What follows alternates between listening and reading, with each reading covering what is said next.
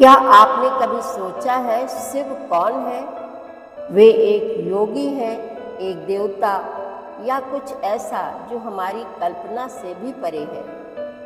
आज हम जानेंगे शिव के वो रहस्य जो विज्ञान, पुराण और साधना तीनों से जुड़े हैं। स्वागत है आपका हमारे चैनल अपनी विरासत में। जय श्री राम। एक समय की बात है जब समय भी चुप था, आकाश भी मौन, न धरती थी, न सूर्य, न चंद्र, न तारे, केवल एक गहन शून्य था। और उस शून्य में प्रकट हुआ वह जो कुछ नहीं होकर भी सब कुछ है, वह जो रूपहीन होकर भी हर रूप में है, वह है महादेव।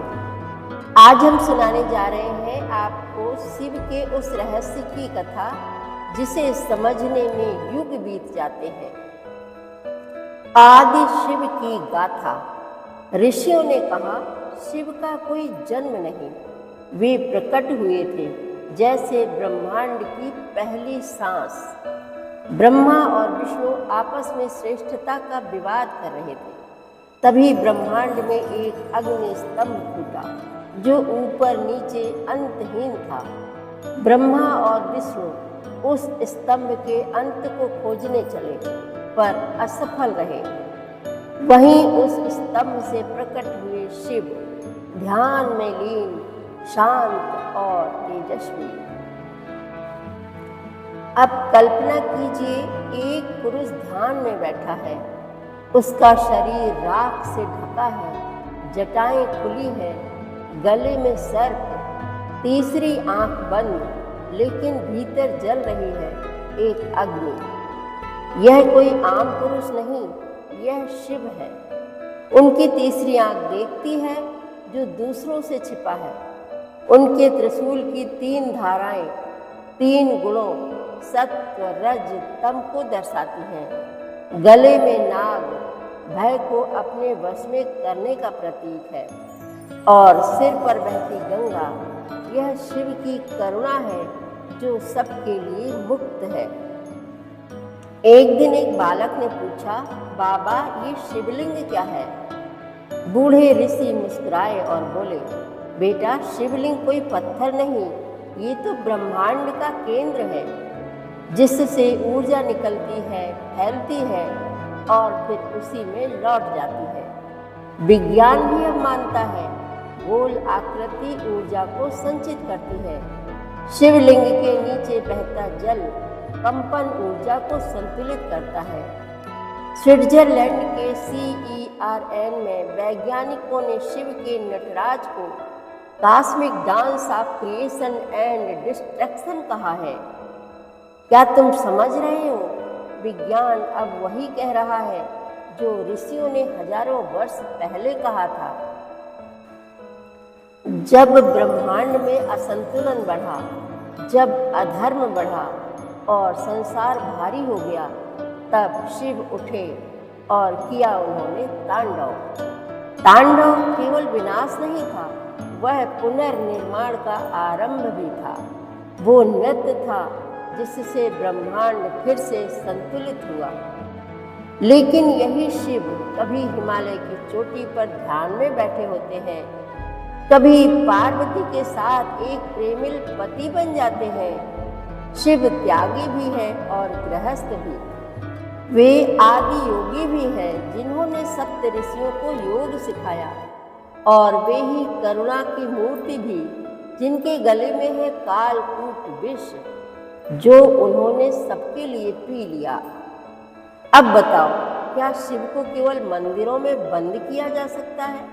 नहीं, शिव तो हर उस जगह है जहाँ मौन है, जहाँ ध्यान है, जहाँ प्रेम है।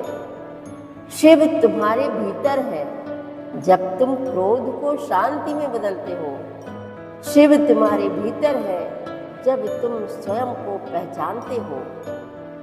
तो अगली बार जब तुम कहो ओम नमः शिवाय, तो जान लो तुम केवल एक मंत्र नहीं बोल रहे, तुम शिव के उस रहस्य को जगा रहे हो जो ब्रह्मांड से भी बड़ा है।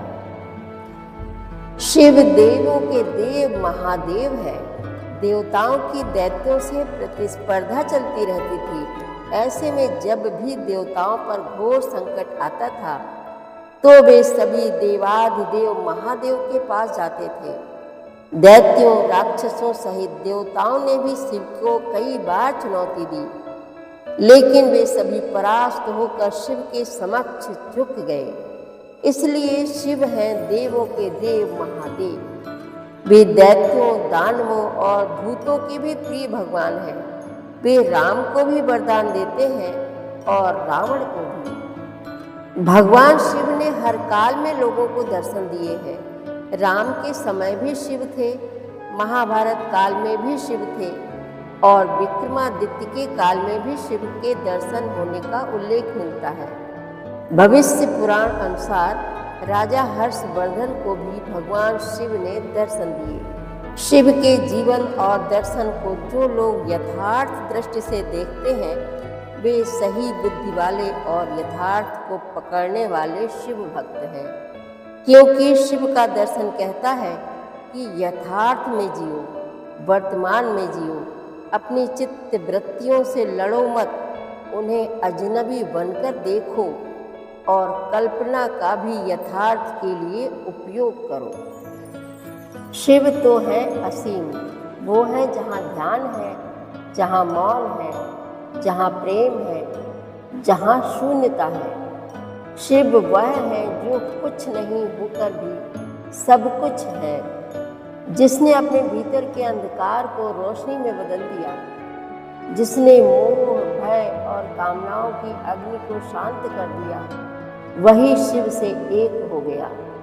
शिव मंदिरों में है, परंतु उससे भी पहले वो तुम्हारे भीतर है, तुम्हारे स्व में। जब तुम कहो ओम नमः शिवाय तो यह मत समझो कि तुम किसी देवता को पुकार रहे हो, यह समझो कि तुम स्वयं को जगा रहे हो, अपने भीतर के शिव को, जो शाश्वत है, अचल है और परम सत्य है।